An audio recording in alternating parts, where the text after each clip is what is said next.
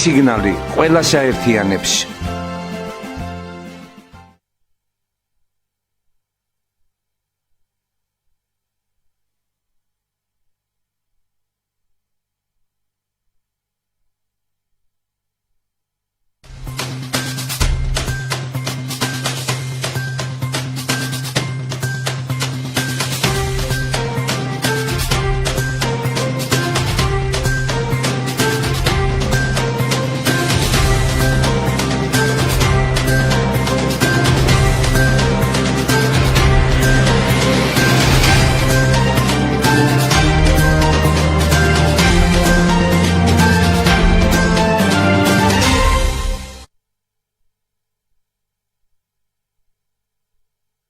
მოგესალმებით.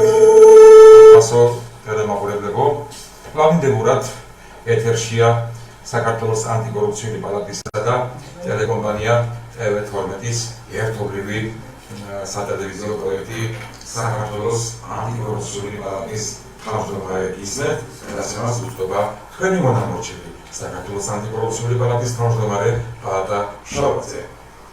ჩვენი სტუდიის სტუმარია ბატონი გიორგი გიორგოშვილი, პარტია საქართველოს ლიდერი. მოგესალმებით, ბატონო გიორგი. მოგესალმებით, მივესალმებით ტელემაყურებლებს, მივესალმებით სრულიად საქართველოს და ამ რეგიონს აჭარას ჩემი დიდი პატივისცემით.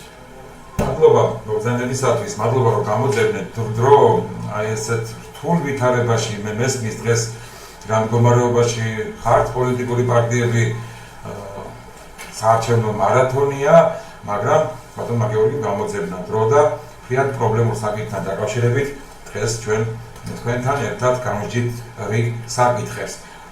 მე მინდა შეგახსენოთ თვითფასო ტელემაყურებლებო, რომ ჩვენი გადაცემა პირდაპირ ეთერში მიდის და ჩვენი სტუდიის პირდაპირ ეთერის ნომერია 07 07 706 12 07 706 12. ეგ გახლავთ ჩვენი სტუდიის 012 07 706 012. აი ეგ არის ჩვენი სტუდიის ნომერი, იაქტიურეთ. დღევანდელი ჩვენი გადაცემის თემა გახლავთ კორონა აფიორა. აი ამ საკითხთან დაკავშირებით ჩვენ დღეს ვიმსჯელებთ, გავსწროთ საკითხებს, არის თუ არა კორონა პანდემია აფიორა.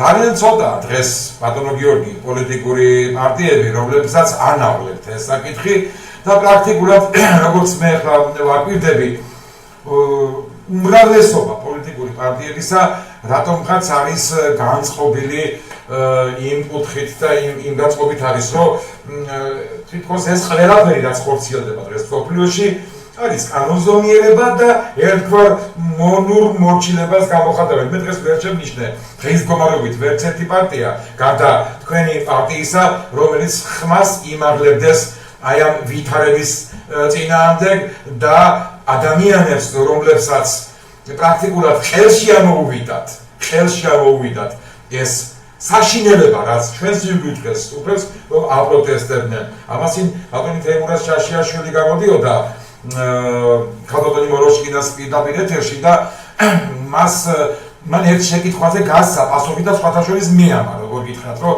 როდესაც ქალბატონმა ლალი მოროშკინამ მას შეეკითხა, რომ ბატონო თეიმურაზ რას ნიშნავს კორონა, მან ასეთი პასუხი გასცა, რომ ეს არის ბილ გეიტსის პროექტი. რასთან გვაქვს საქმე, ბატონო გიორგი? აი მე მინდა ჩაგეკითხოთ, თქვენ როგორც პოლიტიკური პარტიის ლიდერს, აი ჩვენ დღეს უნდა ვიწეროთ ამ თემის ირგვლივ. აი რას გვეტყოდით? თქვენი განწყობა როგორც პოლიტიკური პარტიისა და თქვენი პარტიის წევრებისა როგორი იმათება? ჩემი დამოკიდებულება ამ პროცესებზე რაც ხდება, მე შევაფასებდი უფრო კორონა ტერორს დავარქმევდი ამ მოვლენებს და ალბათ სხვა პოლიტიკური პარტიების ლიდერების დამოკიდებულებასთან დაკავშირებით ვერაფერს ვერ გეტყვით, მაგრამ მე როგორც სამხედრო ექიმი სხვა თვალით უყურებ ამ მოვლენებს და უყურებ იმ პროცესებს, რა პროცესების მიმდინარეობს, ის საერთოდ არ შეესაბამება სამეცნიერო თვალსაზრისით გაწეულ ამა თუ იმ ღონისძიებას, რომელიც პანდემიისა და ეპიდემიების პერიოდში ხორციელდება. არ შეიძლება შერჩევითად იყოს ადამიანების ჯგუფები გამოყოფილი, მაგალითად დაისაჯოს ერთი ჯგუფის ნაწილი, მე ხაზს გავუსვავ იურიდიული პირები, რომლებიც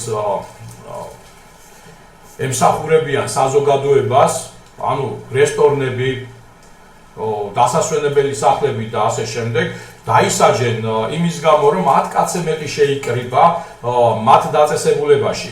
15,000 ლარი გადაახტევინეს და შესაბამისად უმეტესობა გააკოტრეს და დაიხურა დედაქალაქში ცენტრალური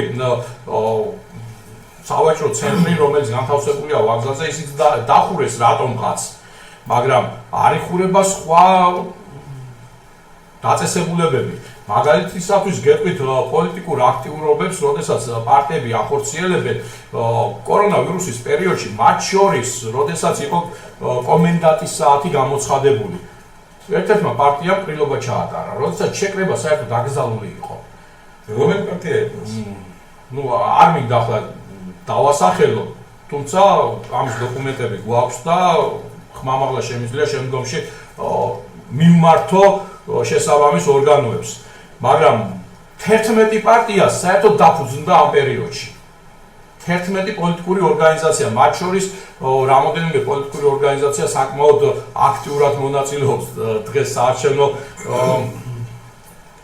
სივრცეში. და აქედან გამომდინარე, ერთი მხრივ უბრალო ადამიანებს აჯარიმებენ, კერძო პირებს აჯარიმებენ, მაგალითად იმისათვის, რომ ყანაში წავიდა და იმუშავა ამ ადამიანმა, რომ ოჯახი შეენახა 2,000 ლარით, მაგრამ ამ პოლიტიკურ შეკრებებზე, როდესაც შეიკრიბენ, მათ შორის დიდი აქციები ჩაატარეს დედაქალაქის ცენტრში, აქ ბათუმშიც იყო რამოდენიმე დღის წინ უკა, ასევე აი სამეგრელოში სუპროგი მანიშნებე რომ ზარია პირდაპირ ეთერში გისმენთ, პირდაპირ ეთერში ხართ? ალო. ზანეთ, მოგესალმებით? ალო. მოგესალმებით, ხალბატონო, პირდაპირ ეთერში გზანდებით? დიახ, მე მაქვს ერთი შეკითხვა. ზანეთ. ნუ ამ პანდემიასთან დაკავშირებით, თუ ესეთი საშიშია, თუ ესეთი უმძიმეს მდგომარეობაში ვართ, რატომ ატარებენ არჩევნებს და რატომ დებენ ხალხის სიცოცხლეს დასწრებაზე? თუ არ არის საშიში, მაშინ რატომ გაგვაჩერეს და დაგწეს უცხოელს? უმუშევრად და აბსოლუტურად უსაფრთხოდ. თუ არის ამის საშუალება, რომ გამცეცდნენ პასუხი. ხალხი უკვე შოქშია და მაინც ანუ მარჯანყებას არ დაიწყებენ და ხელკეტებით არ გამოვარდებიან გარეთ, მანამდე არ თაფანებენ თავს. ნუ აღარ შეიძლება უკვე ესეთი შეზღუდვები. ამბობენ ერთი წელი, რომ არაფერს არ გუდავენ სინამდვილეში. შეზღუდულები ვართ ბოლო დონეზე ყველანაირ. რომელი რეგიონიდან მზადებით, ხალბატონო?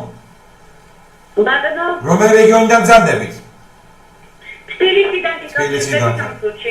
მესენჯერში მომწერეთ, რომ აი ამ ნომერში რომ რაღაც განაცხადებინა იქით, იმიტომ რომ არც ერთი ტელევიზია არ გვიღებს, რომ რაღაც ჩვენი აზრი დავაფიქსიროთ. მარტო თვითონ ლაპარაკობენ, თვითონ გვახვევენ თავზე მთელ უბედურებას, აშინებენ, აპანიკებენ მოსახლეობას და ძალიან ბევრი შიშით გარდაიცვალა და არა კორონათი.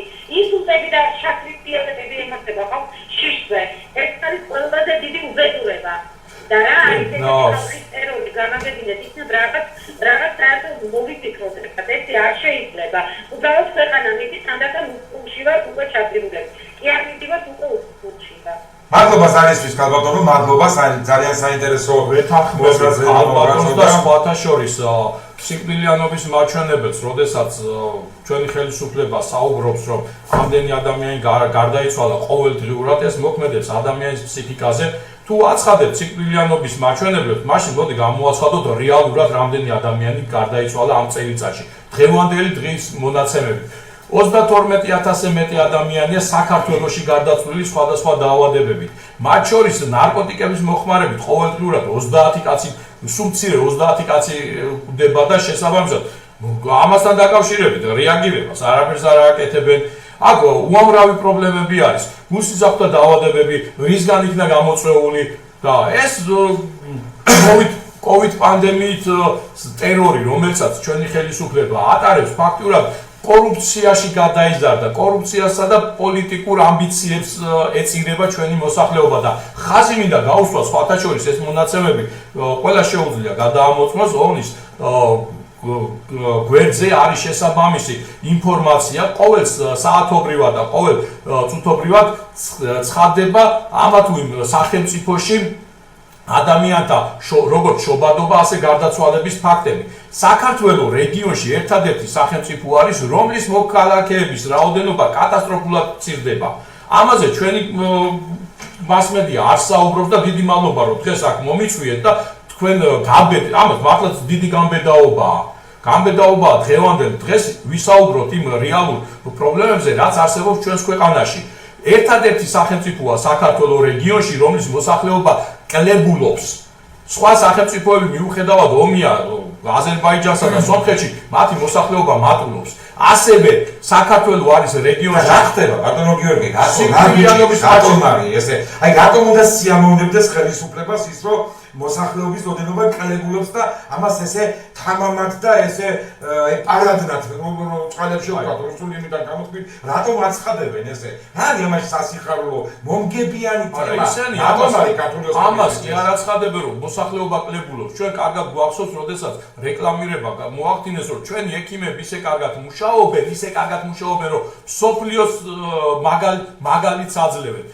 მე ახლა არ ვიცი ბევრი პატიოსანი ექიმია ჩვენს ქვეყანაში და მართლაც ჩემ კოლეგებს მადლობას ვუხდი, რომლებიც რეალურად ებრძვიან აი ამ მოვლენებს, მაგრამ საქმე ის არის, რომ როდესაც არაპროფესიონალებს მისცეს საშუალება რომ გამოვიდნენ და ისაუბრონ ამ თემებზე, ეს ცოტა მიუღებელი არის.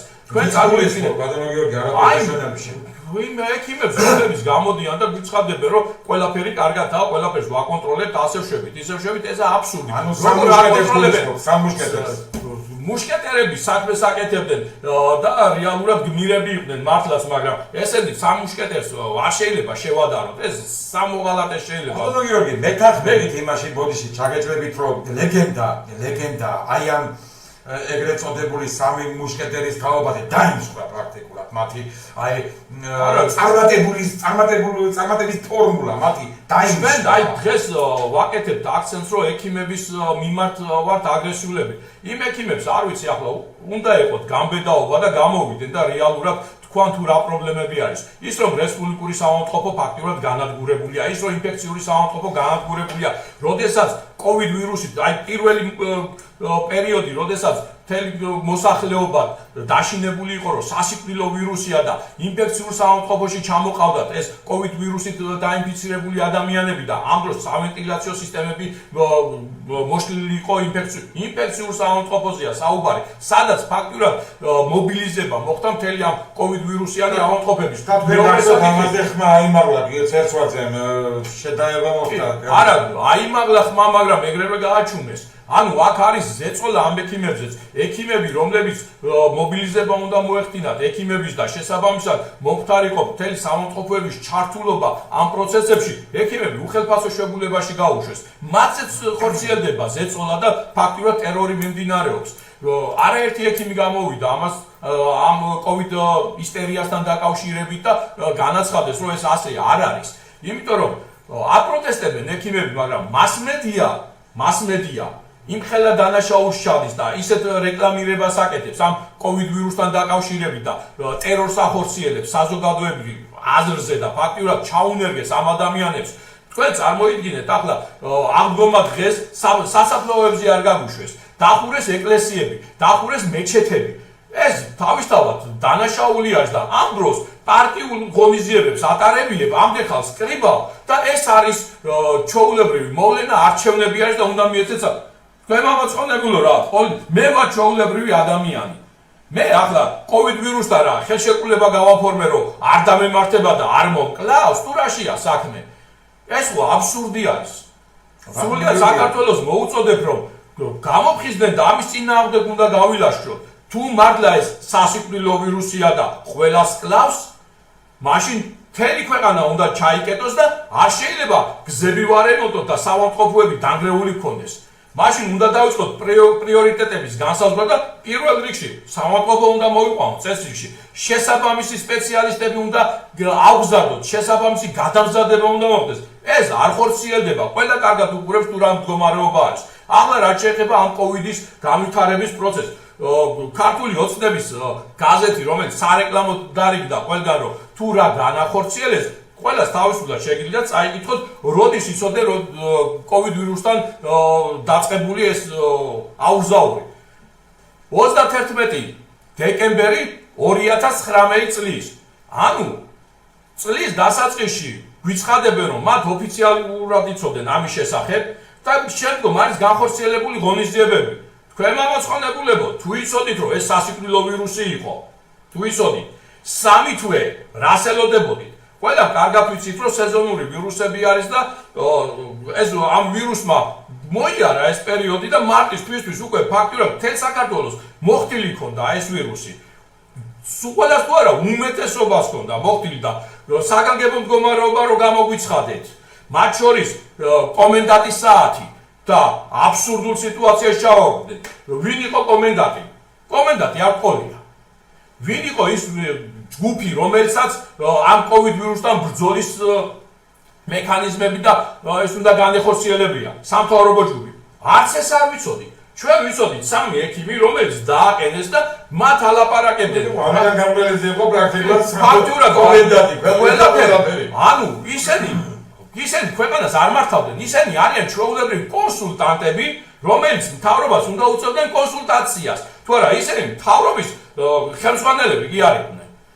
და მთავრობის ხელმძღვანელობა მინისტრთა კაბინეტმა გადაინაცვლა ჩრდილში, ჩვენ რა შუაში ვართო და ამ დროს დააყენეს ისეთი ადამიანები, რომლებიც არც ეპიდემიოლოგები არიან, არც სამხედრო ექიმები არიან, არც ვირუსოლოგები არიან და მოძღრავენ აქ. ეს არის უბედურება ჩვენ ქვეყანაში, როდესაც პროფესიონალს არ უშვებენ, არც იმუნოლოგები არ არიან სხვათა შორის. და როდესაც გოგებაშვილი, პროფესორი გოგებაშვილი, თავარი იმუნოლოგიის ერთ-ერთი დამფუძნებელი გვერდზე გაწიეს და მას ელემენტარულად შეკითხვასაც კი არ უსვამენ, ცოტა არ იყოს ეს ჩასაფიქრებელია. საზოგადოებამ შეიძლება არ იცის, მაგრამ სამეცნიერო საზოგადოებამ ხო იცის, ვინ არის გოგებაშვილი და ვინ არიან ის სპეციალისტები, ვისაც რეალურად უნდა დაეკისროს ამ ეპიდემიებთან ბრძოლის საკითხები და ვინ უნდა გაუწიოს კონსულტაცია. ლუგარის ლაბორატორია, სამხედრო დანიშნულების ლაბორატორია არის. ჩვენ ქვეყანაში სამხედრო ექიმის პროფესია გააუქმეს. მოსპეს ის პროფესიები, რომლებაც უნდა ებრძოლოს ამ სისტემას და დააყენეს ახლა პედიატრს დააყენებ ლუგარის ლაბორატორიის ხელმძღვანელად, ეს უკვე თავიდანვე დანაშაული არის. კაცი თავიდანვე აცხადებს, რომ მას მეგობარი ყავდა ამერიკის პრეზიდენტის მრჩეველი და მისი მეშვეობით მოხდა მისი ლუგარის ლაბორატორიის ხელმძღვანელად დანიშნვა. ეს უკვე ნეპოტიზმი აბა რა არის? მეტი რა უნდა იყოს? არა მისი პროფესიონალიზმიდან გამომდინარე, არამედ იმის გამო, რომ ის მეგობარი იყო იქ. და ეს ყველაფერი შესასწავლია თავიდან ბოლომდე და ვინ რა დააშავა, ვინ რა გააფუჭა, ეს ყველაფერი უნდა ითქვას და სააშკარაოზე უნდა გამოვიტანოთ. როდესაც ჩვენთან დაიწყეს დახურვა, მცირე ბიზნესს დაარყეს პირველ რიგში. როდესაც მცირე და საშუალო ბიზნესი მოსპეს და გაანადგურეს ამ COVID ვირუსის დროს. თქვენ როგორ წარმოგიდგენიათ საავადმყოფოების უმეტესობა, როდესაც ფარმაცევტული კომპანიების დაქვემდებარებაში არის, სადაზღვევო კომპანიების დაქვემდებარებაში არის. ეს ინტერესთა კონფლიქტი არის და შესაბამისად მისი ინტერესი არ არის არც ერთი პაციენტის მორჩენა. მათი ინტერესი არის, რაც შეიძლება მეტი პაციენტი ყავდეს და ამ შემთხვევაში თავისთავად მთელი ქვეყანა იქნება დაავადებული, გაუჩნდება ხან COVID-ი, ხან კიდე უარეს დაავადებას მოიფიქრებენ და იმას გაავრცელებენ. ანუ რა თქვენ სამედიცინო დაწესებულებების ბიზნეს ინტერესია. რა თქმა უნდა, ეს ყველაფერი ბიზნეს ინტერესი არის, კორუფცია არის აქედან გამომდინარე და მინისტრი, რომელიც არაპროფესიონალი არის, შესაბამისად საერთოდ ვერ ერკვევა, ისი მინისტრი არის. სამინისტროს დასახელება რო გითხოთ ვერ გეტყვით. იმ ხელა დასახელება ახლა მეც ვერ გავიხსენებ თავიდან ბოლომდე რისი სამინისტრო არის. იმ ხელა სათაურია. იმ ხელას მარტო სათაური და იმ სათაურს თავისი ფუნქციები მოყვება. ბატონებო და ეს მარტივი საქმე არა, თან ჩვენი სიცოცხლე აბარია ამ სამინისტროს. ამ მიმართულებით ჩვენი სიცოცხლეები აბარია და მინისტრების ყველაზე კარგი პროექტები რაც ხორციელდება, აი ახლა მაგალითად რაგვარი არის ის წინა მინისტრი სერგენკო სერგენკოს თავარი დამსახურება ის იყო რომ ჰეპატიტის პროგრამა განახორციელა დადებითად და თქვენ წავე ჰეპატიტის პროგრამა უნდა განახორციელებია ჰეპატიტის განყოფილებას ინფექციურ საამქროფოში თუმცა სერგენკოს წინააღმდეგ როგორც გუშინვე მოვისმინე ინფორმაცია ტელევიზიის საშუალებით პირველმა ძალიან სერიოზული ბრალდებები გააჟღერა ალბათ ამას ბატონი სერგენკო უპასუხებს თავის ის იყო ბიოლოგიური მასალებით ვაჭრობასთან დაკავშირებით კონსტიტუციას პატივსემ, მაგრამ რაც მოვისმინე მე თავარ საკითხი თქვი ახლა ამ პროგრამასთან დაკავშირებით არავის არ მოუძიებია პროგრამის პერიოდში რამდენი ადამიანი გარდაიცვალა ჰეპატიტის პროგრამის პერიოდში და როდესაც დაასრულეს ეს ჰეპატიტის რამდენი გარდაიცვალა მე სხვა რამეს არ ვიცით რა თქმა უნდა ამის სტატისტიკა არც არსებობს და ჰეპატიტის პროგრამის შემდეგ ერთი თვის განმავლობაში რამდენი ადამიანია გარდაცვლილი ამაზეც არ საუბრობენ და როდესაც ჩვენ მივდივართ იმ პროცესებთან რომ საუბრობთ რომ ამდენი ადამიანი გარდაიცვალა ყოველდღიურად საქართველოში დაახლოებით იღუპება კვდება მაგალითად 130-დან 200 ეთერში ბატონო გიორგი გისმენთ თქვენ პირდაპირ ეთერში ხართ ანტიკორუფციული პალატის თავმჯდომარე გისმენთ პირდაპირ ეთერში ხართ გისმენთ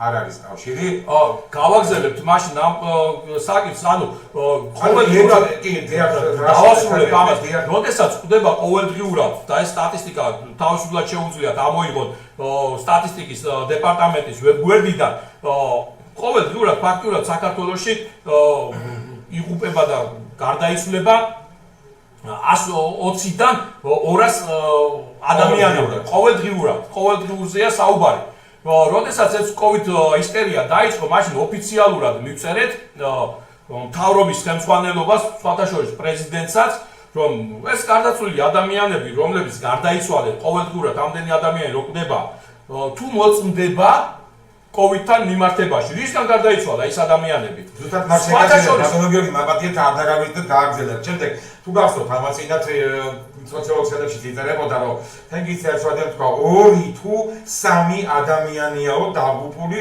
თვითონ კორონასაგანო. მე გადათქვა, თუ გახსოვთ და ესო ისეო სიტყვის მასალად თქვიო. აი ზუსტად მაგას ოფიციალურ მაშინ 8 ადამიანზე იყო საუბარი გარდაცვლილი რომ იყო და ოფიციალური წერილი მოგწერეს რომ ჩვენო 8 გარდაცვლილი შევამოწმეთო და 8-ს დაუდასტურდა კორონავირუსიო. ეს რას ნიშნავდა, იცით? სტატისტიკურად გამოდიოდა რომ 100%-იანი სიკვდილიანობა იყო.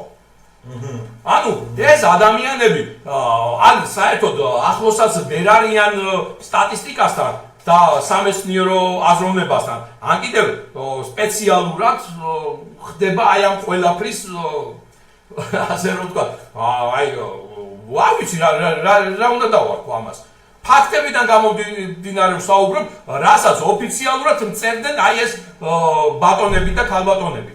მაგრამ აი ბატონო გიორგი, საქმე რაშია, იცით, როდესაც აცხადებენ, რომ გარდაიცვალა ამდენი თუ გახსოვთ, ადრე იყო საუბარი, რომ თანხლები დაავადებები ქონდა ხანში სესულია და მე მახსოვს ეს უკბაია, როცა გამოდიოდა ტელევიზიების საშუალებით, ხაზგასმით აღნიშნავდა, რომ აი ქონდა თანხლები დაავადებები.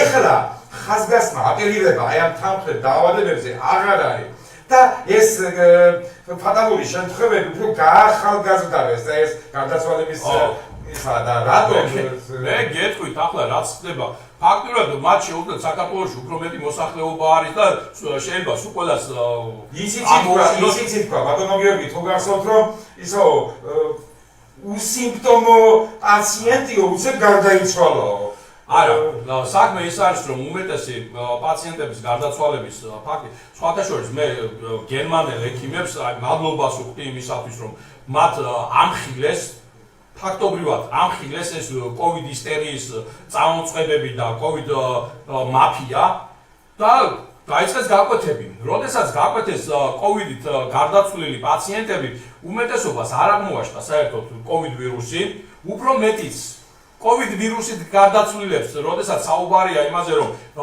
ორგანოებში ხდება გარკვეული ცვლილებები, ფილტვებში იმისთანაც ცვლილებებია, რომ სასწაულია მათ შეიძლება დადასტურდეს იმ შემთხვევაში, როდესაც გაკვეთა მოხდება და ზუსტად იმ შეცვლილ უჯრედებში აღნიშნება COVID-ის ვირუსი. არ კვეთენ, ბატონო გიორგი, არ კვეთენ. აქ ჩვენთან არავინ არ კვეთავს. რატომ არ კვეთენ? აი, რატო ერიდებიან იმას, რომ მოხდეს თქვა გვამის სასამართლო სამედიცინო ექსპერტიზა და გარდაცვალების მიზეზი რომ დადგინდეს.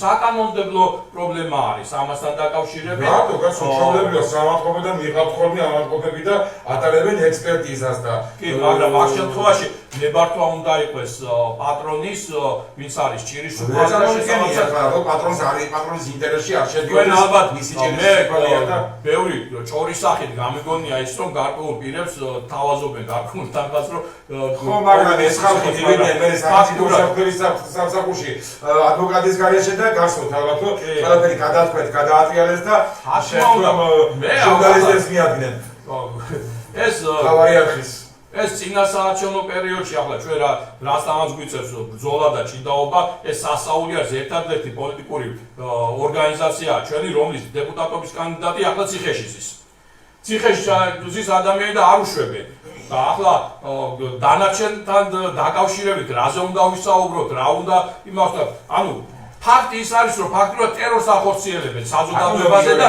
ცდილობენ იმას რომ არჩევნების შემდგომ არჩევნებს ესე აი სპეციალურად ხელისუფლების არჩევნები ჩაატარონ და წინა პერიოდში არჩევნების შემდეგ უნდა დაკეტონ ამზადებენ ამისთვის ქვეყანას ახალია გამოვიდა და თქვა რომ არ ვაპირებთ თქვა აი მკვეთრი ღონისძიებების გატარებასო უბრალოდ ციატილოვანი შეზღუდვები მდგომარეობის და შესაბამისად გვექნებაო დღესაც გამოვიდა და თქვა და ადასტურა კიდევ ერთხელ და ასევე ციატილოვანი იქნება აგერ აჭარას და ბათუმს დაკეტავენ იმიტომ რომ რაოდენობა იზრდება თბილისში კატასტროფულად გაიზარდა უცბად იმიტომ რომ რამდენსაც ამოწმებენ რაც მე შეამოწმებენ მეც აფიქსირებენ ხო მაგრამ რესურსები არ მოხდა ბატონო გიორგი რომ დავკეტოთ ისეთი მკვეთრი შეზღუდვები რომ გამოვხორციელოთ გასულ ალბათ ტიგარაძეც გამოგზავნა ეს ქალბატონი და თქვა რომ რესურსები აღარ აქვს აქამდე ჰქონდა მეძუშვილის გამოვიდა აქამდე ჰქონდა რესურსები როგორც ჩანს ამოეწურათ ეს რესურსები და ჯიბეს ჩასადები არ არის აღარაფერი აღარ დაგჭირდება ისე არის რესურსები მათ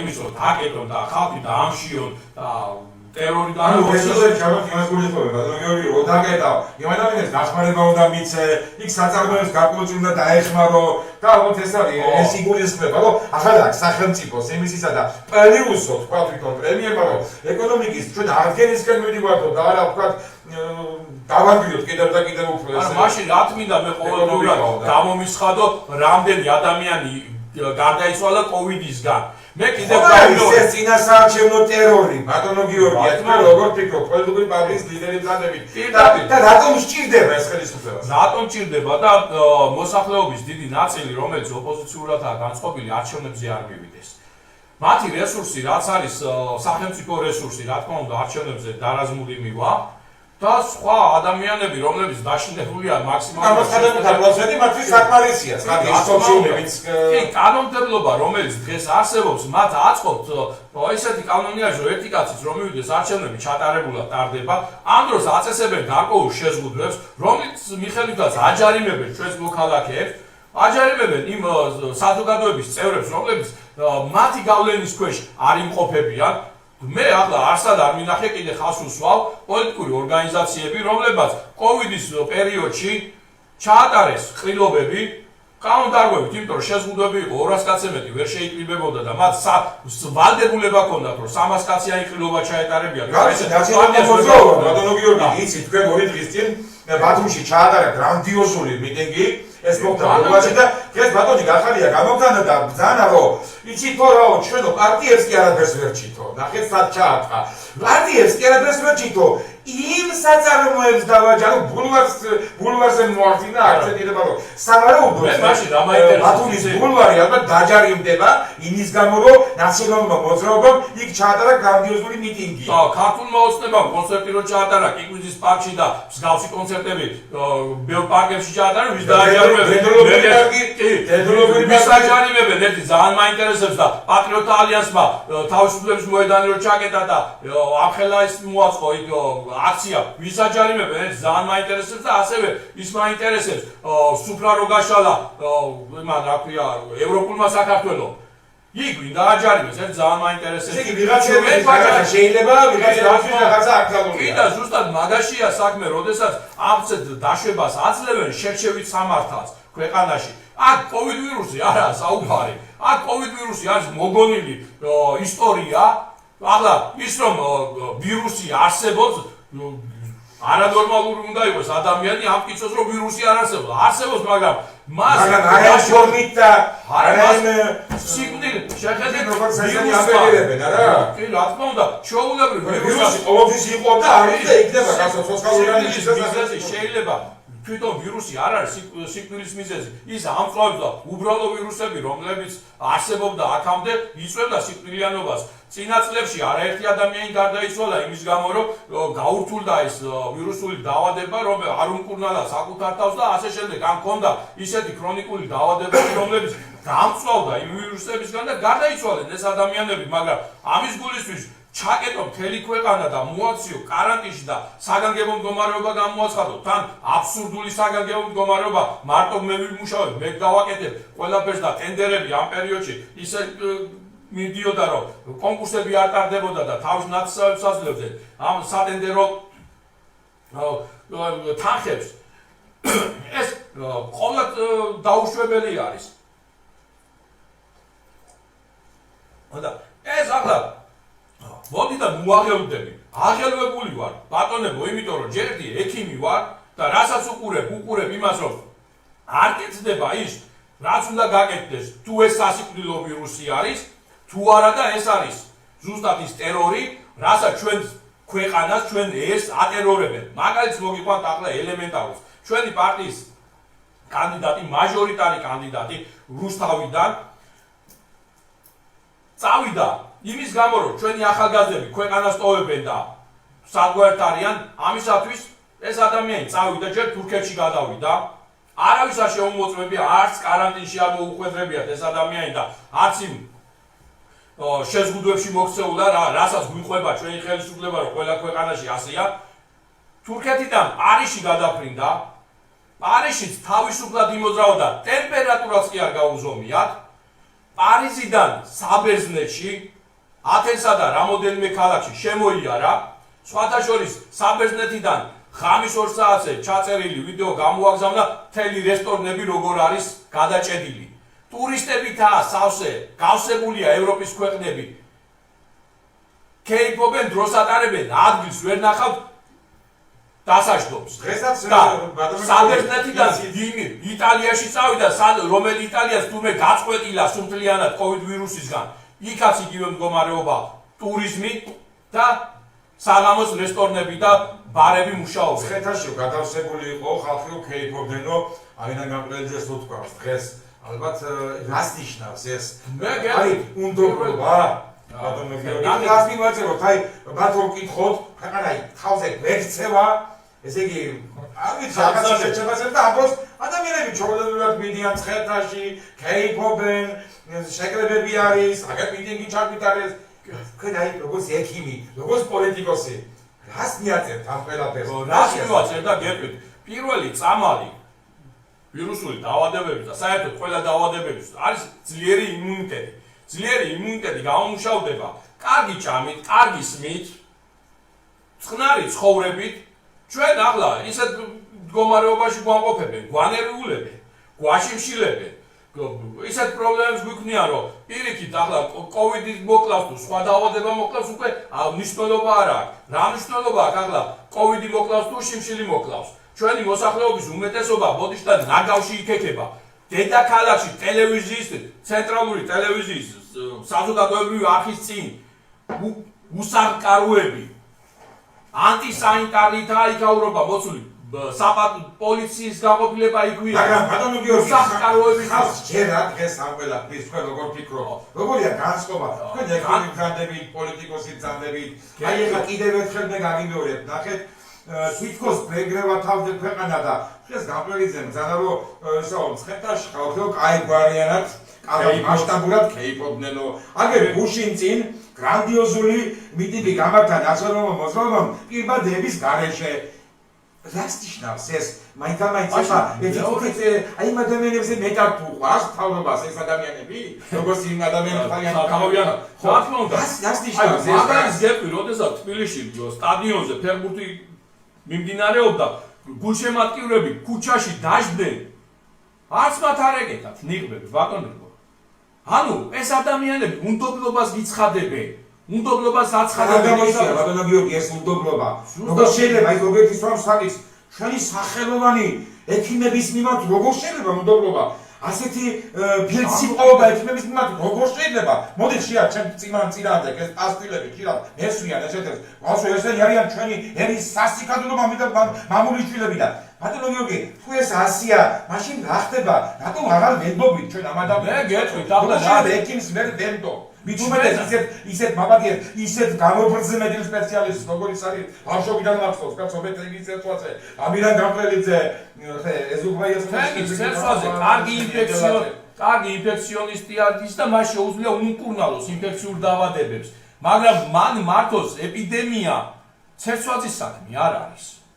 მან შეიძლება მართოს დაავადება, რომელიც მის საავადმყოფოში ადამიანს ეპიდემიას არ უნდა ამართიონ ეპიდემია. ვინ ამართინებს? სახელმწიფო ავალდებული. და რატომ? რატო და შესაბამისად ან იმას დაპირდნენ რომ ინფექციურ საავადმყოფოს გაკეთებოდა ეს ადამიანი ენდუამ ჩვენს ხელისუფლებას, მაგრამ არაფერი არ გააკეთა და წასვლითაც იმუკრებოდა, წავალოდა. ახლა ესე უკან მოაბრუნეს ეს ადამიანი რომ წავიდეს ვიდეოდაც ვიცით. ზუსტი ინფორმაცია არ მაქვს. მე პირადად ზუსტი ინფორმაცია არ მაქვს, მაგრამ სავარაუდოდ მიზეზი ის იყო, რომ ზუსტად ის დაპირისპირება, რაც სავენტილაციო სისტემების მოგვარებას უნდა აფიქრო, ვერო სავენტილაციო სისტემის სისტემასთან იყოს კავშირში ეს გადადგომა. თქვენ ნახეთ რა მდგომარეობა არის საავადმყოფო, როდესაც გაუმართავია ამას ის ადამიანი ძალიან კარგად ხედავს, ძალიან კარგად იცოდა ის პრობლემები, რაც არსებობდა. და ზუსტად ამასთან დაკავშირებით ის ხელოვნური სუნთქვის აპარატები, რომლებიც თითქოს და გვაქვს და ამ დროს არ გვაქვს და კიდევ უამრავი რამ, რაც ჩვენ სამედიცინო სისტემას რეალურად არ აქვს და ესენი ანადგურებენ. და ასე მინდა გაუსვა იმასაც რესპუბლიკურ საავადმყოფოზე რომ აპელირებენ. მივიდა რომელიმე ჟურნალისტი და რეალურად გადაიგო იქ რა მდგომარეობა არის ხალხო. დაანგრიეს ამხელა საავადმყოფო, გაანადგურეს ცენტრალური საავადმყოფო, ასევე ონკოლოგიური საავადმყოფო, ბავშვთა ინფექციური საავადმყოფო. მიდით ნახეთ რა მდგომარეობაში არიან ეს ექიმები, რას აკეთებს ეს ჩვენი ხელისუფლება, გზას და ბულვარებს რომ იკეთებს. ძალიან კარგია რომ გზებს და ბულვარებს აკეთებენ, მაგრამ პრიორიტეტები ხო უნდა განისაზღვროს. პირველად რა უნდა გაკეთდეს? პირველად დღეს ჩვენთვის სასიცოცხლო მნიშვნელობა აქვს იმას, რომ საავადმყოფოები შეკეთდეს შესაბამისად მოხდეს მეტპერსონალის მომზადება, შესაბამისად მოხდეს მათი უზრუნველყოფა, შესაბამისი თანამედროვე აღჭურვილობით, ამას არ აკეთებენ და აქედან გამომდინარე, ზუსტად ამან განაპირობა ეს უნდობლობა არსებობს სამხელას აჟიოტაჟის მიზეზი, მაშინ საავადმყოფოებზე აპელირება რატო გვინდა? ხო და მაგაშია საქმე, რადგანაც ამას არ აკეთებენ, ესე იგი არ არსებობს და მხოლოდ და მხოლოდ პოლიტიკური. მოდით ახლა ქალბატონს გავცეთ პასუხი, თუ ამხელა ამბავი და ამხელა უბედურება მჭირს რომ ნახეთ დაკავშირდა ქალბატონი მოედის ჩვენგან პასუხს და რა პასუხი მივცეთ. მაშინ არჩევნებს რატომ ატარებენო? და თუ არ გჭირს უბედურება, მაშინ რატომ გვატარებენო? აი ამაზე მე მინდა მოვიხსნიო პროფესიით ექიმის ბატონი გიორგი ლილუაშვილის კომპეტენტური პასუხი. ეს ექიმის პასუხი აქ არ შეიძლება, აქ პოლიტიკოსის პასუხი უნდა მიიღოს. იმიტომ რომ დღეს პოლიტიკური ბატონო გიორგი არჩევნები, რატომ? მაშინ ატარებს ხელისუფლება არჩევნებს, დღეს ძალაც დაიწყო უმაღლეს სასწავლებელთა და გუშინ ითქვა კიდევაც განსხვავებების რომ ესო ხელისუფლება დაინტერესებულია, რაც შეიძლება მეტი ხალხი დასნებოდეს, რომ შემდეგ უკვე მხოლოდ და მხოლოდ სოციუმი მივიდეს თქვა საარჩევნო ურთიერთში ხელისუფლება დღეს მივიდა ჩიხში შევიდა თავისი ამ კოვიდ ისტორიიდან გამომდინარე. სხვათა შორის არც ერთ ქვეყანაში, ევროპულ ქვეყანაში სკოლები არ გაჩერებულა. საფრანგეთში ჩვეულებრივად მიმდინარეობს სწავლა, ჩვეულებრივად დადიან ბავშვები სკოლებში და არ მომხდარა ეს რომ ვინმეს ამ გარკვე დისტანციურად ესწავლა. ახლა სამედიცინო უნივერსიტეტის სტუდენტები რომ გამოდიან და სხვათა შორის სამართლიანი პროტესტი არის. ჩვენ გითხარით რეალობა, რასთან გვაქვს საქმე, ნუ გვატყუებთ. თუ ასეთი მდგომარეობა და ამისთანაც სასიკვდილო ვირუსია და ასეთ დღეში გვაგდებთ, მაშინ რატო გვიძახით ჩვენ, იმიტომ რომ მათ უშუალოდ შეხება უნდა ქონდეთ პაციენტებს. მაგრამ ბატონო გიორგი, დავკეტეთ და რატო დავკეტეთ? არ ვკეტავთ და რატო არ ვკეტავთ? აი, ხო არ გამოვიდის ჩვენს ხელისუფლებას მოუწოდეთ. არავითარ შემთხვევაში. როცა ჩავიკეტეთ, ამა გამოიწვია ძალიან აუზღებელი რაღაც პროტესტი მოქალაქეების. სერიოზული პროტესტი. ეხლა როცა აცხადებენ ესე რატო არ ვკეტავთო და როგორ მოიქცეს ხელისუფლება? ხელისუფლება როგორ უნდა მოიქცეს და სიმართლე უნდა უთხრა საზოგადოებას. როდესაც ასე დაიძაბა მდგომარეობა. გეუბნებათ სიმართლეს, გეუბნებათ ასეო. არა, მათი ფიქრით ეს სიმართლეა და მაშინ რასაც ისინი ამბობენ ციფრებს. მაშინ რასაც ისინი ამბობენ, სხვა ღონისძიებებია გასატარებელი. მაგალითად, დღეს უნდა დაიკეტოს მთელი ქვეყანა. დღეს უნდა დაიკეტოს. რესურსები არ გაქვს გეუბნება. რას ქვია რესურსები უნდა მოიძიოს. ხოცავს მაშინ? ასე გამოდის. არა, არ შეიძლება როდესაც ცალსახად თავადმა მეზრიშვილმა, რომელიც გახლავთ გიცით, თავობის ადმინისტრაციის ხელმძღვანელი, მან ცალსახად და თანამად თქვა, ჩვენ ვეღარ დავკეტავთ ქვეყნის ეკონომიკას, ქვეყანას ვეღარ ჩავკეტავთ, იმენად ამენადაც ქვეყანას აღარ გააჩნია რესურსები. და გახარიამ დაამატა მე ჩემო ბატონო გიორგი, რომ ნუ გგონიათ მეტპერსონალი, თქვა ამოუწურავი და მეტრესურსები ამოუწურავიო. აი დღეს პირდაპირ ეთერში ვაცხადებ, უხელფასოდ ყოველგვარი ანაზღაურების გარეშე სამხედრო ექიმი ვარ. ჩემი სპეციალობაა ზუსტად აი ამ პროცესების მართვაც და შესაბამისად კურნალობაც. მოვდივარ და გვერდში გიდგავარ. უბრალო სანიტრად დავდგები იქ და ვიმუშავებ 24 საათი. ხელფას არ გთხოვთ და ჩემსავით იქნება უამრავი ექიმი. თუ ეს სიმართლე არის, მაგრამ ხაზს უსვავ. ეს არ შეესაბამება სიმართლეს და ის რესურსები რაც იხარჯება. რაც მინდა მე ბაღების მოწყობა და ხეების დარგვა. რესურსი რატო იხარჯება იქ, სადაც არ უნდა დაიხარჯოს. რესურსი უნდა დაიხარჯოს იქ, სადაც საჭიროა დღეს და თუ მიცხადებ რომ ამის თანამდგომარეობა ასეთი მძიმე სიტუაცია შევაჩეროთ ეს არჩევნები, შევაჩეროთ არჩევნებში თანხებიან და რაც მინდა მე ბანერი, ერთი ბანერი, ერთი ვილაროვის რატო ხარჯავს ამდენი ბანერების ბატონო გიორგი ერთეული პოლიტიკური პარტიებისთვის არის იცით? კი, მაგრამ ძალიან ბევრი პარტია ვერ შეძლო. ვერ შეძლო. ჩვენ პოლიტიკური ორგანიზაცია ისედაც ვერ შეძლებს დაფინანსება არ მოხდა ხაზს უსვავ. ლაკას 1000 ლარი შეიძლება ერთი თვითკაც ვერ გეკეთებიან პატრიოტები. უფრო მეტი იგის მაგალითად თბილისში გარკვეულ უბნებში 300-400 იგის ეს სარეკლამო ბანერები ერთი თვის განმავლობაში. ცოტა კი არის. ერთი ბანერი, ერთი ვილა არის. და ამ ხელათახები, როდესაც წავიდა და უზარმაზარი მილიონები და ათეულობით მილიონები დაიხარჯა ამ იმებში, ეს ასულიყო ზუსტად ამ მართლობაში, ეს ემართად და ეს თანხები მე ხმას არ ამოვიღებდი ამასთან დაკავშირებით. ძალიან ცოტა დრო რჩება და მინდა რომ რაღაცები ამოვწუროთ ერთად, ბატონო გიორგი, არ მინდა გამოჩეს შეკითხვები თქვენთან. უყურეთ რა ხდება. თქვენ თუ ნახეთ ეხლა ბატონო გიორგი, ეხლა მოიგონეს რაღაცა რომ მოდითო ეხლა სხვა სამეცნიერო დაწესებულებების დავტვირთოთ ამ კორონავირუსით დაავადებულებითო და რაც თავარია ხაზგასასმელი რომ იქ თურმე არიან მეტპერსონალი რომლებიც აბსოლუტურად გამოცდილება კორონის დაავადების მართვის არ გააჩნიათ. ხო და ძალიან არადამაჯერებელი იყო ჯანდაცვის მინისტრის ტიკარაძის საუბარი ამასთან დაკავშირებით რომ რამდენად შევძლებთო ხო არ ვიცითო გადამზადება როგორ შეიძლება რაღაც 60 დღეში გადამზადდეს მეტპერსონალი და თან ხაზგასმით აღნიშნავ რომ უბედურება არ ჩვენთან ეხილი. მე გეტყვით ახლა უბრალოდ გეტყვით თბილისის სახელმწიფო სამედიცინო უნივერსიტეტმა სამხედრო სამედიცინო ფაკულტეტის არსებობის პერიოდში 300-ზე მეტი სამხედრო ექიმი აღზარდა და გამოუშვა. საწაიყვანით ის ექიმები. სად არიან ის ექიმები, რომლებიც წლების მანძილზე ზუსტად ამ მიმართულებით მუშაობდნენ? ეპიდემიოლოგები. სად არიან? თქვენ გაქვთ ინფორმაცია, ბატონო გიორგი, სად წავიდნენ ეს მუშაობები არიან უნივერსიტეტში? რატო? ჯანდაცვის მინისტრი ამბობს, პრემიერ-მინისტრი ამბობს, რომ ნუ გგონიათ ამოუწურავი სამედიცინო რესურსები. ამ დროს თქვენ ძალიან თქვენ სახში ზის ხალხი. სახში გაუშვეს, ზოგი ბაზარში დააჯინეს და ასე შემდეგ. სპეციალისტები გაყარეს მათ იმისათვის, რომ თავისი ეს ბნელი საქმეები ეწარმოებინათ. ეს არ დაუჭერდნენ ჭკვიანი ადამიანები და ყველაფერზე. რა თქმა უნდა, შესაბამისად წინააღმდეგობაში მოვიდოდნენ და დღესაც ეწინააღმდეგებიან ეს ადამიანები, პროფესორები, აკადემიკოსები. დღეს უბრალოდ ტელევიზიები, რასაც ახორციელებენ და ხდება საზოგადოების წინაშე ამ კოვიდ ვირუსის რეკლამირება.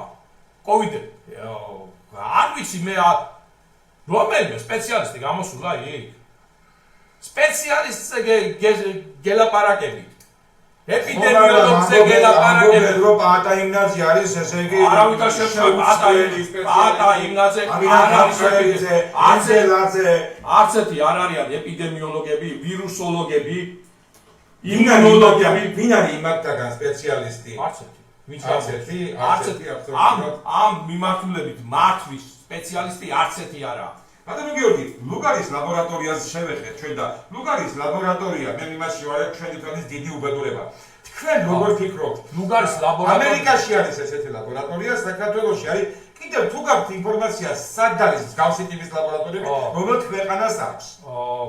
მსგავსი ტიპის ლაბორატორიები შეიქმნა პოსტსაბჭოურ სივრცეში, ეს ლაბორატორიები შეიქმნა იმისათვის, რომ განადგურებული იყო საბჭოთა პერიოდში შექმნილი ბიოლოგიური იარაღის მარაგები. ამისთვის შეიქმნა და ლუგარის ლაბორატორია რუსეთს არ აქვს მე მგონი ესეთი ლაბორატორია. რუსეთს სხვა ლაბორატორიები აქვს, უფრო უარესი ლაბორატორიები, მაგრამ ჩვენთვის ლუგარის ლაბორატორია ცუდი არ არის და რატომ არ არის ცუდი? კარგი რითია? კარგი იმით არის, რომ თანამედროვე ლაბორატორია და მას შესაბამისი გამოყენება ჭირდება. შესაბამისად უნდა გამოვიყენოთ ჩვენი ქვეყნისათვის და ამისთვის ლუგარის ლაბორატორია და მსგავსი თანამედროვე ლაბორატორიები ჩვენი ქვეყნისთვის ანუ გინდა თქვა ლუგარის ლაბორატორია კარგია მაგრამ ხელისუფლებას არამიზნობრივად იყენებს ეს კიდე რა თქმა უნდა კარგი და ბოლო შეკითხვა ბატონო გიორგი ძალიან ცოტა დრო გვაქვს ერთ-ერთმა გერმანელმა ადვოკატმა ამასინ გამოთალის გამოთვლაში აღნიშნა რომ იცით თუ რა ტესტირება PCR ტესტები რომელსაც უკეთებენ ადამიანებს მას თურმე ახლავს თავისი ინსტრუქცია სადაც წერია რომ აბსოლუტურად ეს არ არის თურმე სადიაგნოსტიკო საშუალება რა შეგიძლიათ მითხრათ ამასთან დაკავშირებით გეტყვით რომ 100%-იან შედეგს არ იძლევა ეს ტესტირება. არა, საერთოდ არ არის ეს სადიაგნოსტიკო საშუალებაო. ეგ არ არის საერთოდ და მეცაც გეტყვითო, ეს გამოდის ის ადვოკატი. სადიაგნოსტიკო არა, ესაა კორონასთან საერთოდ კავშირი არ აქვს ამ იმასო PCR ტესტს. წინასწარი, ანუ PCR ტესტები გამოიყენება, ასე რომ ვთქვათ, წინასწარი ტესტირებისათვის, რომ ეჭვი რომ შეეპარებათ, ამისთვის იმალ თუ არა, შემდგომში მათი კვლევა უნდა ჩატარდეს, გადამოწმება უნდა ჩატარდეს, მაგრამ არ აკეთებენ ესენი არაფერ გადამოწმებას. ანუ მაინც მინდა თქვენგან მოვისმინო პასუხი. ეს ტესტირება, რომელიც უტარდებათ ადამიანებს, არის თუ არა სადიაგნოსტიკო საშუალება? კი თუ არა? მე ვიტყოდი, რომ შედეგიანი არ არის. შედეგიანი არ არის, იმიტომ რომ დაბალ პროცენტზე არის მისი ალბათობა დადგენის და არ დადგენის და შესაბამისად მოხდა შემთხვევები, როდესაც ამერიკის შეერთებულ შტატებში სკანდალიც მოყვა, როდესაც წინასწარ დაინფიცირებული PCR ტესტები შეიტანეს ამერიკაში 100,000 ტესტი შეიტანეს და ერთი ამბავი მოყვა მაგას. ანუ ამერიკაში ამზადებდნენ აფეთქებას. რომ საზოგადოებაში მომხდარიყო ეს მსგავსი შემთხვევაც მოხდა და ამაზე სერიოზული გამოხმაურებაც იყო. ანუ PCR ტესტის ჩატარებასაც აზრი არ აქვს. აზრი არ აქვს, იმიტომ რომ კურნალობის მეთოდი, რომ ვირუსული დაავადებები ფაქტურად ერთნაირად მიმდინარეობს და სიმპტომატურად უნდა უმკურნალოს მათ და ახლა რაც არის გართულებები და ექსპერიმენტები ჩატარებული ჩვენი მოქალაქეების მიმართაც უმეტესობას არის აქ შემთხვევები, როდესაც სხვა დაავადებები აქვს და ის მკურნალობა, რაც უტარდება ვირუსულ დაავადებასთან მიმართებაში, უფრო მეტ ზიანს აყენებს და შესაბამისად ხდება პირდაპირ ეთერში გისმენთ? პირდაპირ ეთერში გზანდებით გისმენთ? ალო. დიახ ბატონო. გამარჯობათ. მოგესალმებით. მოგესალმებით ყველას. სერნახურებლებს. პროფესორ შეკითხვა მინდა დავსვა. ადამიანთა კორუფციასთან და ანტიკორუფციაზე მიდის საუბარი, მაინტერესებს დღესდღეობით რა მდგომარეობა ანტიმონოპოლიურ კანონმდებლობასთან და რამდენად ეფექტურად იქნა ის გამოყენებული ბოლო წლების განმავლობაში. შეგიძლიათ რომ ამასთან დაკავშირებით გასაგებოს. მადლობთ არისთვის.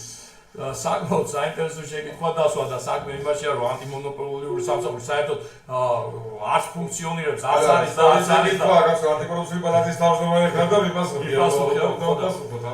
კი და საქმე იმაში არის, რომ კანონთან მიმართებაში ეს კანონი გვაქვს.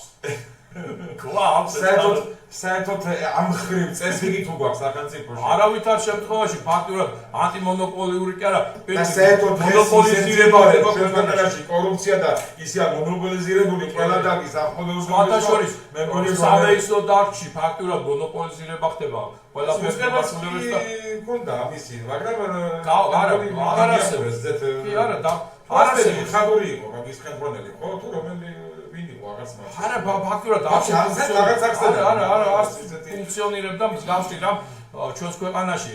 ერთი ბოლოს შეკითხვა ბატონო გიორგი აი ჩვენ ხშირად ბრაზდობთ რომ საერთოდ იცის ამიდან გამყრელიძე თქვათ აი როიცი ახლა აი ნოემბერში ამდენი იქნება დეკემბერში და ხშირად აი ვადარებ სონამარჩიელები ხوار არიანო კაცო კორონას ხوار ესაუბრებიანო და მე ხშირად მახსოვს ჩვენი მოქალაქეების გულისხმობა ამ მიმართებით და შეიძლება თქვენ როგორც ექიმს პირველ რიგში გეკითხებით შეიძლება თქვენ როგორც ექიმმა ბატონო გიორგი აი რომ მოგაბარო ნახლა ამ ყველაფრის მართვა რომ თქვენ ივარაუდოთ რომ აი ნოემბერში თქვათ იქნება მესამე ტალღა დეკემბერში მეოთხე ტალღა და ასე შემდეგ ამ ხლა მაგალითად იქნება 2000 იურო ვიცხადებენ ფიქრის მე მაგალითად არა ვარ ექიმი მაგრამ მიკვი საიდან იცი კაცო საიდან ეს რაოდენობები შეიძლება ვერ განსაზღვრო მაგრამ შესაბამისად ვირუსული დაავადებები სეზონური არის როგორც ხშირ შემთხვევაში ამასთან მიმართებაში გავრცელების და ვირუსული დაავადებების აფეთქების პერიოდი წინასწარ არის შესწავლილი და შესაბამისად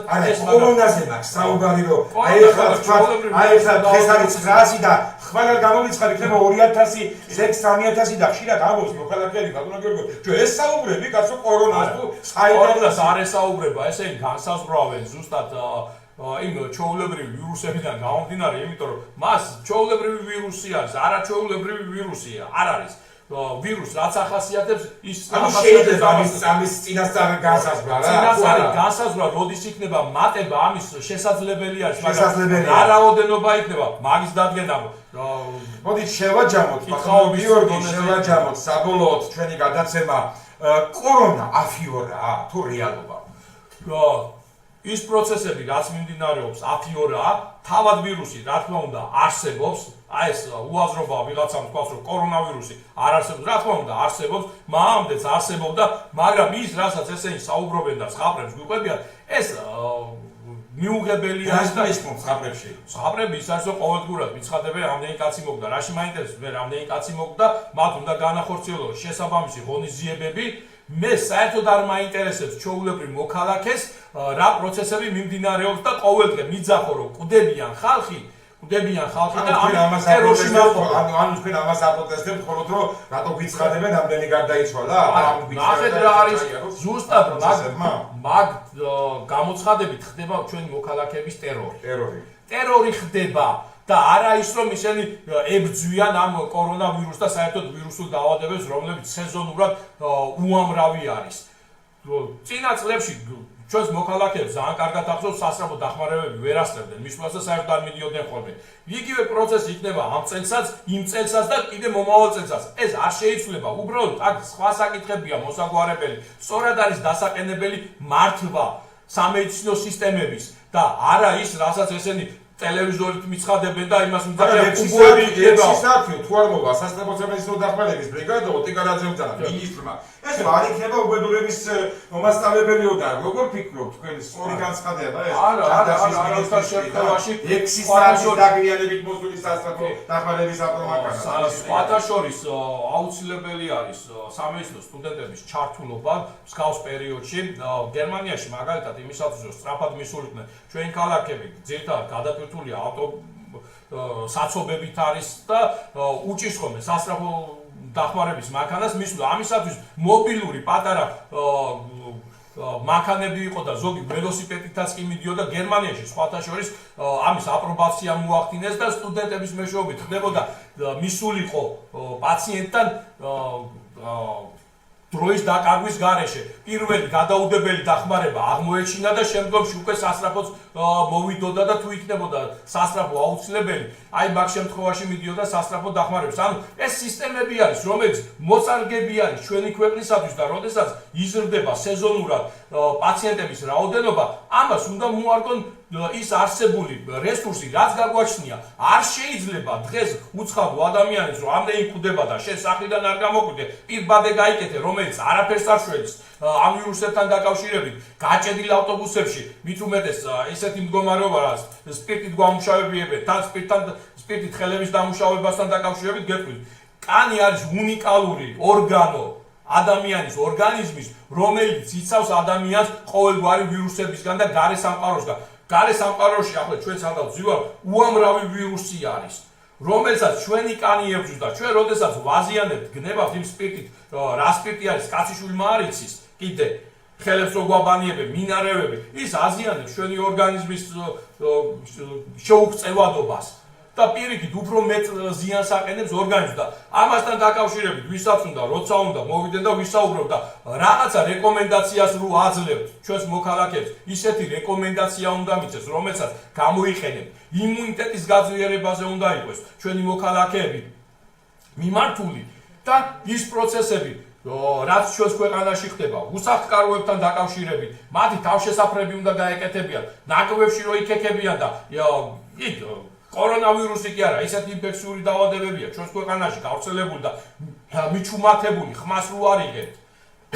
ეს აუბედურება. მადლობთ, ბატონო გიორგი, ჩვენი გადაცემის არის განკუთვნილით, რომ ამოიწურა ჩვენი სტუდიის სტუმარი გახდათ ბატონი გიორგი ლილუაშვილი, ექიმი, პოლიტიკოსი, ბატონმა გიორგიმ ბრძანა, რომ კორონა აფიორა არ არსებობს, უბრალოდ აჟიოტაჟის საფუძველი ქვეყანაში არ არის, ლუგარის ლაბორატორია საჭიროა თუმცა ხელისუფლება მას არა მიზნობრივად იყენებს. ჩვენი გადაცემა დასასრულს მივახავდა. მადლობთ ყურადღებისათვის. თქვენ გისმენდათ პირდაპირ ეთერში საქართველოს ანტიკორუფციული პალატის თავმჯდომარე. ჩვენ ყოველთვის გამოვთქვათ მზადყოფნას, მოვისმინოთ თქვენი პრობლემები, გიპასუხოთ და ერთად გავაანალიზოთ ქვეყანაში მიმდინარე მდგომარეობა. მომავალ შეხვედრამდე ძვირფასო ტელემაყურებლები.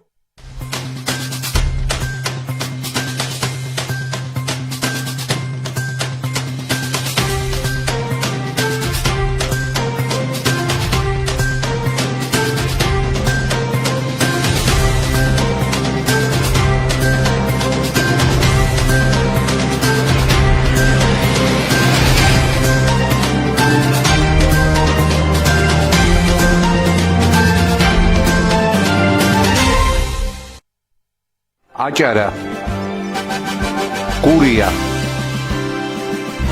სამეგრელო და ზემო სვანეთი აფხაზეთი იმერეთი რაჭა ლეჩხუმი სამცხე ჯავახეთი შიდა ქართლი თბილისი ცხეთამთიანეთი ქვემო ქართლი კახეთი ჩვენი სიგნალი ყველას აერთიანებს